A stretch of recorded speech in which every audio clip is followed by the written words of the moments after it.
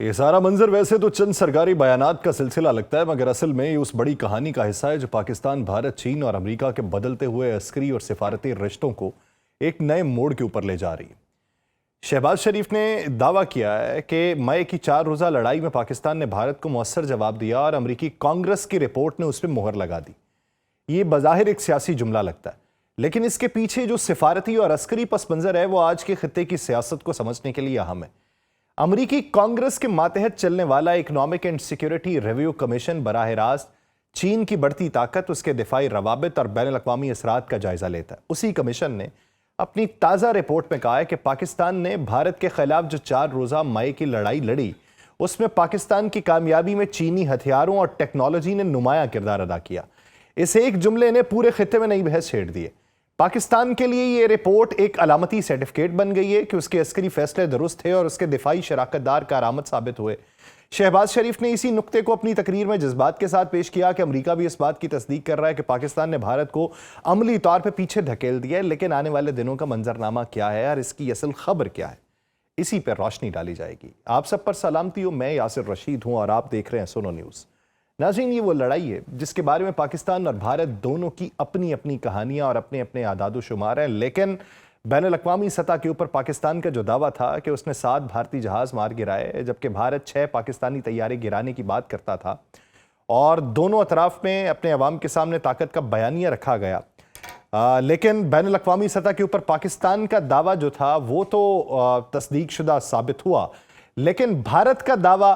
کسی بھی جگہ پہ اس کی تائید نہ ہو سکی بلکہ نفی ہوتی رہی۔ پاکستان کے جو دعوے تھے اس کو امریکی رپورٹ نے تقویت دی ہے اور یہی وجہ ہے کہ اسے پاکستان کی سیاسی قیادت نے بڑے ہوئے اعتماد کے ساتھ پیش کیا ہے۔ وزیر اعظم شہباز شریف نے اسے نہ صرف ایک فوجی کامیابی کہا بلکہ اسے فیلڈ مارشل کی قیادت بھی کہا، فضائیہ کی شاہین کی کارکردگی بھی کہا اور بری فوج کی بھارت کے اندر تک کارروائیوں کا براہ راست نتیجہ بھی قرار دیا۔ یہ وہ جملے ہیں جو پاکستان کی انٹرنل پالیٹکس میں بہت اہمیت رکھتے ہیں، چونکہ عوام کے ایک بڑے حصے کے ذہن میں عسکری کامیابیوں کا بیانیہ ہمیشہ گہرا اثر ڈالتا ہے۔ اسی لیے شہباز شریف صاحب نے اسے اپنے خطاب میں اس انداز کے ساتھ پیک کیا ہے جو سیاسی طور پر بھی کارآمد ہو اور عوامی تاثر کے لیے بھی مضبوط ہو۔ یہ جو رپورٹ آئی ہے اس نے چین کے کردار کو مرکز میں لا کھڑا کیا ہے۔ رپورٹ میں یہ کہا گیا کہ پاکستان کی اس کامیابی میں پاکستانی ہتھیاروں کے ساتھ ساتھ چینی دفاعی ٹیکنالوجی کی موجودگی نمایاں تھی، اور چین کے لیے یہ حقیقت نہیں ہے کہ اس کے فراہم کردہ جہاز، اس کے میزائلز اور نگرانی کے نظام پاکستان کی دفاعی حکمت عملی کا بنیادی حصہ ہیں۔ بھارت اور چین کے اپنے تعلقات پہلے ہی تناؤ کا شکار ہے، خاص طور پہ لداخ کی لائن آف ایکچوئل کنٹرول کے اوپر برسوں سے جاری کشیدگی نے دونوں کے درمیان سرد مزاجی کو مزید بڑھا دیا۔ ایسے میں جب یہ دعویٰ سامنے آیا کہ چین نے پاکستان کی لڑائی میں باقاعدہ مدد کی اور ساتھ ہی ساتھ ڈیسو کمپنی یعنی ریفال بنانے والی فرم کے خلاف غلط معلومات کی مہم بھی چلائی، جسے ڈاسو بھی کہا جاتا ہے، ڈسالٹ ایویشن بھی کہا جاتا ہے، جو رافیل بناتی ہے، بھارت کے لیے ظاہر ہے کہ ایک پریشانی کا سبب ہے۔ یہی وجہ ہے کہ بھارتی وزارت خارجہ اور بی جے پی نے فی الحال اس پہ تبصرہ کرنے سے گریز کیا ہے، کیونکہ اس سے پاکستان اور چین کے دفاعی تعاون کی بحث بھارت میں بھی تیزی سے اٹھ سکتی ہے۔ اس کے برعکس بھارتی اپوزیشن نے اسے ایک اور سفارتی ناکامی قرار دیا اور حکمران جماعت بی جے پی سے جواب طلب کیا کہ آخر امریکہ کی ایک آفیشل رپورٹ جو ہے وہ پاکستان کی تعریف کر رہی ہے، جبکہ بھارت کا سرکاری موقف اس کے برعکس ہے۔ یہ معاملہ صرف پاکستان کی عسکری کامیابیوں کا نہیں بلکہ یہ اس بڑے تناظر کا بھی حصہ ہے جس میں امریکہ، چین اور بھارت کے تعلقات نئے سانچے میں ڈھل رہے ہیں۔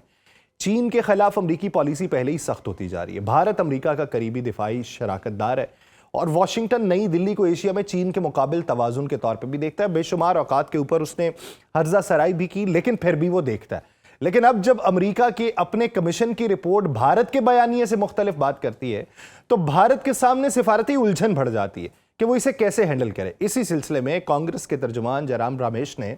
یہ کہا ہے کہ واقعے کو باغیوں کا حملہ کہا گیا، جبکہ پاکستان کی کامیابی کو مرکزی حیثیت دی گئی۔ بھارتی اپوزیشن کے نزدیک یہ رپورٹ بھارت کی سفارتکاری،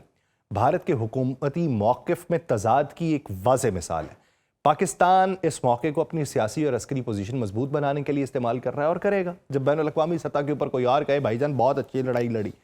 تو وہ تو بات کریں گے، اور شہباز شریف کا بیان صرف زناٹے دار تھپڑ یا جہاز گرانے تک محدود نہیں ہے، انہوں نے اس پوری کامیابی کو کشمیر کی جدوجہد کے ساتھ جوڑ دیا اور یہ کہا کہ آج پاکستان کی عسکری کامیابیاں دیکھ کے کشمیر کے بچے بھی یہ خواہش کریں گے کہ ایک دن کشمیر بنے گا پاکستان اور وہاں بھی ایسے ہی دانش سکول بنیں گے جیسے پاکستان کے اندر بنے ہوئے. یہ ایک ایسا بیان ہے جس کے اندر داخلی سیاست بھی ہے, کشمیر کا جذباتی بیانیہ بھی ہے, فوجی کامیابی بھی ہے, امریکہ کی رپورٹ بھی ہے. سب کو یکجا کر کے ایک ایسا تاثر دیا گیا ہے کہ پاکستان ایک مضبوط دفاعی اور سفارتی پوزیشن پہ کھڑا ہے. یوں یہ رپورٹ صرف ایک تکنیکی دستاویز نہیں رہی بلکہ پاکستان میں اسے سیاسی کامیابی اور بھارت میں اسے سفارتی چیلنج, چین میں اسے امریکی تعصب کے طور پہ لیا گیا.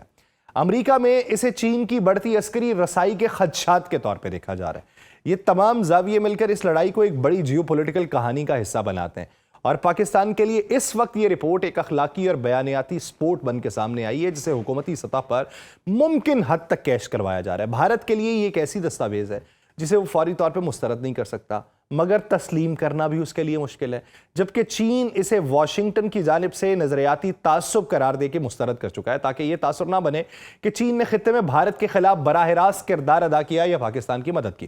آخر میں یہ پوری صورتحال اس جانب اشارہ کرتی ہے کہ پاکستان اور بھارت کے درمیان فائرنگ اور میزائلوں کی جنگ سے زیادہ اہم اب بیانی اور سفارتکاری کی جنگ ہے. ہر ملک اپنے اپنے مفاد میں اس رپورٹ کو استعمال کرے گا مگر حقیقت یہی ہے کہ اس نے خطے کی سیاست میں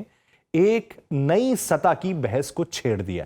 پاکستان اپنی کامیابی بتا رہا ہے, بھارت اسے امریکی کمیشن کی غلط فہمی قرار دے رہا ہے, جبکہ چین کو دیکھا جائے تو چین اسے مسترد کر رہا ہے اور امریکہ اسے چین کے بڑھتے ہوئے اثر و رسوخ کی ایک اور مثال کے طور پہ دیکھ رہا ہے. یہ سب مل کے اس لڑائی کو تنازع بنا رہے ہیں جس کا اثر اب زمین پہ نہیں بلکہ عالمی سیاست کی میزوں پہ زیادہ گونج رہا ہے. یہ وہ مرحلہ ہے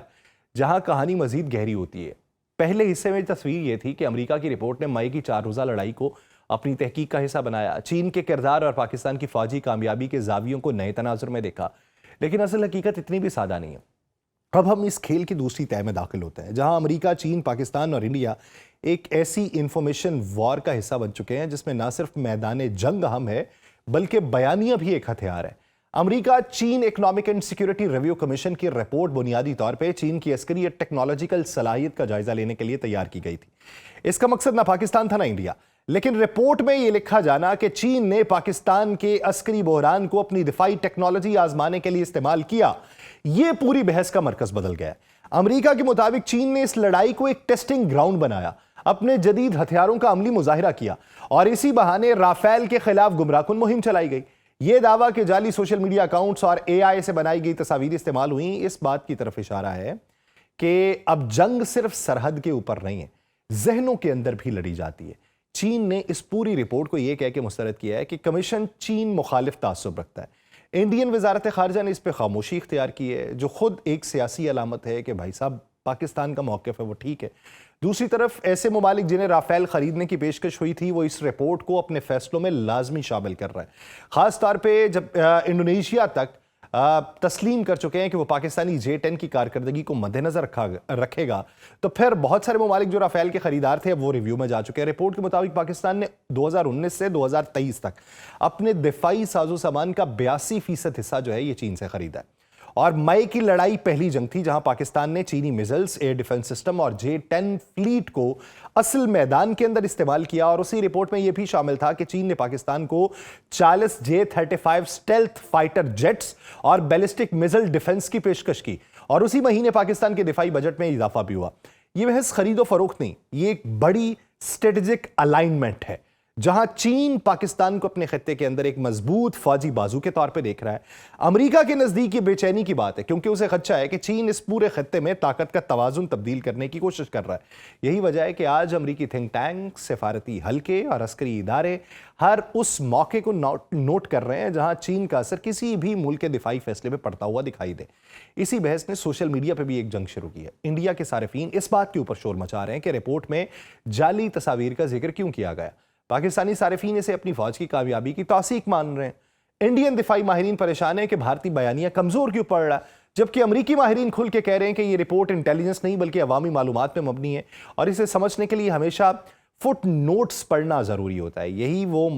مقام ہے جہاں پہ پوری کہانی ایک نئے رخ پہ آتی ہے. ایک طرف چین جو اپنے دفاعی ہتھیاروں کی عالمی مارکیٹ میں جگہ بنانے کے لیے ہر حربہ استعمال کر رہا ہے, دوسری طرف امریکہ जो हर उस कोशिश को रोकना चाहता है जो उसे आलमी ताकत के मुकाबले ला खड़ा करे। दरमियान में पाकिस्तान जो अपनी दिफाई सलाहियत बढ़ाने के लिए नई राहें तलाश कर रहा है, और फिर जाके इंडिया जो अपनी शिकस्त के बयानिए से बचने की कोशिश कर रहा है। ये सारा मंजरनामा इस बात की अलामत है कि मई की 4 रोज़ा जंग महज एक जंग नहीं थी, ये बड़ी ताकतों के दरमियान वो पोशीदा टकराव था जो मुस्तकबिल के आलमी नक्शे का फैसला कर चुका है। और असल सवाल ये है कि अगली बार जब कोई बहरान पैदा होगा तो क्या ये महज सरहदी झड़प होगी या फिर बड़ी ताकतों की नई प्रॉक्सी स्ट्रेटजी शुरू हो चुकी होगी। मुझे दीजिए इजाजत, अल्लाह ने के बाद।